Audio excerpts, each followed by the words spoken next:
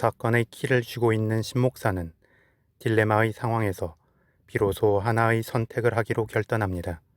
그가 살아남은 것은 다른 죽은 목사들을 배신했기 때문이 아니었지만 공개적으로는 다른 목사들을 배신했기 때문에 살아남았다고 선언합니다. 그렇게 자신을 배신자 유다로 인정하고 많은 사람들 앞에서 회개합니다. 처음에 신 목사의 참여에 대해 신도들은 분노와 야유를 퍼붓습니다. 하지만 곧이어 기적 같은 일이 일어납니다. 신 목사의 회개를 보면서 사람들은 나약한 인간 심성에 대해 공감하고 신 목사의 용기 있는 행위가 더 나은 인간으로서 부활할 수 있음을 인정하면서 그를 다시금 자신들의 구심점으로 받아들이기 시작한 것이었습니다. 그리고 신 목사가 진실을 있는 그대로 밝히면 어떻게 하나 마음을 졸이던 장대령도 신 목사가 자신의 의도와는 다르지만 더 숭고한 모습으로 거짓된 진실을 만드는 것을 보면서 감동을 받습니다. 그런데 이대위는 신 목사의 행위를 긍정적으로 보지 않고 계속 본연의 진실을 알려야 한다고 생각합니다. 한편 인간은 진실을 알 권리가 있다고 역설하던 이대위도 어떤 중요한 사안에 대해 군사적 이유로 침묵합니다. 그것은 평양이 다시 북한군에게 점령당할 것이고 국군은 후퇴할 것이라는 것이었습니다.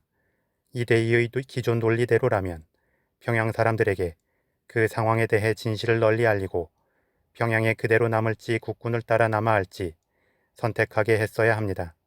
특히 신 목사가 신도들의 영혼을 지키는 사람이라면 이대위는 사람들의 육체를 지켜야 하는 군인이기 때문입니다.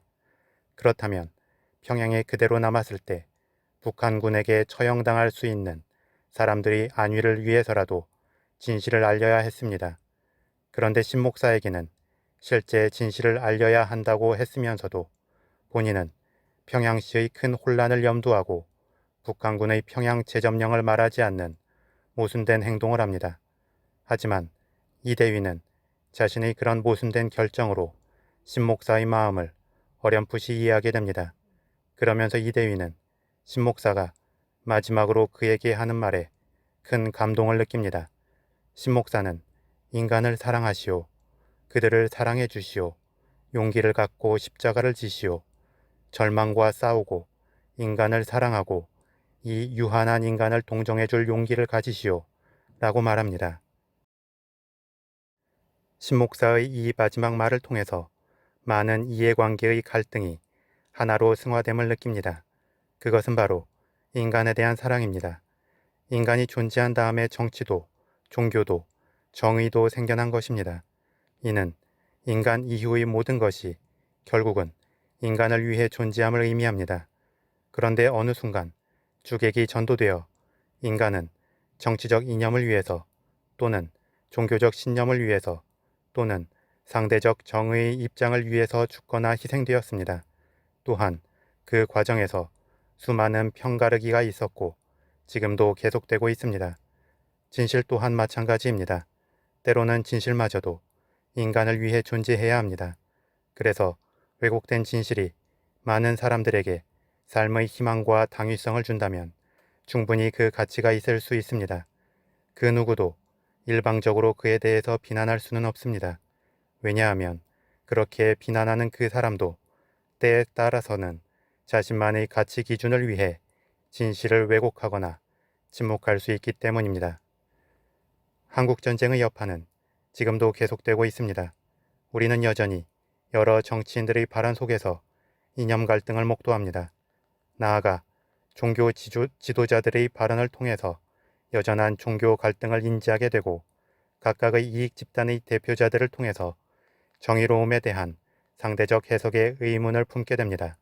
더불어 역사의 진실과 왜곡에 대해서도 어떤 특정 사안에 대한 다양한 관점 속에서도 해결의 기미가 보이지 않는 갈등의 씨앗들을 발견하게 됩니다.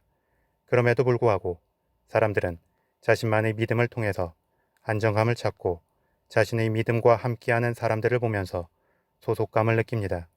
그렇게 우리는 나름의 방식으로 인생의 혼돈을 정리하려 합니다. 그리고 자신만의 방식으로 진실을 받아들이고 또 새로운 진실을 만듭니다. 이러한 모습들을 보면서 과연 실제의 진실이 있기는 한 것일까, 또는 실제의 진실이 필요한가의 의문도 생깁니다. 모세도 자신이 이집트의 왕자라고 생각했을 때에는 이집트를 위해 충성했고, 자신이 유대인임을 깨달았을 때에는 유대인을 위해 충성했습니다. 이처럼 진실이라는 것은 실제의 진실을 떠나서 받아들이는 사람의 입장이 중요할 수 있습니다. 따라서 이 소설에서 보이는 참된 진실이 인간을 절망하게 하고, 거짓된 진실이 인간에게 희망을 주는 역설적 상황에서 우리가 할 선택은 어쩌면 명확할 수 있다는 생각이 듭니다. 인간을 위해서라면 새로운 진실도 만들어낼 수 있고, 거짓된 영웅도 탄생할 수 있습니다. 그렇다면 또 다른 의문이 생깁니다. 새로운 진실을 만들거나 실제의 진실을 왜곡하고 거짓 포장하는 당사자에 대한 평가입니다. 이러한 평가에 대한 질문은 다음과 같습니다. 이 소설에서 보이는 장대령이나 이대위, 신목사의 의도와 행위는 나쁜 것인가? 그들은 죄의식을 가져야 하는가? 자신의 모순된 행위를 통해서 자신의 가치관을 따르는 많은 사람들을 평안케 한 것에 대해서 그들을 정당화할 수 있는가 등이 그것입니다. 이에 대한 평가의 답은 아마도 그들이 그러한 행위를 한 순간에는 할 수 없을 것입니다. 어떠한 선택도 모든 입장을 대변할 수 없고 모든 문제를 해결할 수 없기 때문입니다. 좋은 의도로 시작한 것이 결과에서 나쁠 수도 있고, 나쁜 의도로 시작한 것이 결과에서 좋을 수 있는 이유이기도 합니다. 다만 우리가 동일하게 어떤 선택의 딜레마에 빠졌을 때 행동의 기준은 인간에 대한 사랑이 되어야 할 것입니다. 그 행동의 평가에 대해서는 일단 유보한 뒤 먼저 자신의 행위가 사람들을 더 이롭게 하고 더 행복하게 하고 더 생존할 수 있게 하는지에 집중하는 것이 낫다는 것입니다. 물론 인간에 대한 사랑의 기준과 범위도 모든 사람들의 가치 기준에 따라 달라집니다. 하지만 너무 명확하게 구분짓고 절대적 가치 기준을 만드는 게 가능하고 필요할까 의문입니다. 어차피 이 세상은 인간의 관념과 언어만으로는 다 담을 수 없습니다. 즉, 어떤 면에서는 모호할 수 있는 모순과 역설, 딜레마는 당연한 것입니다.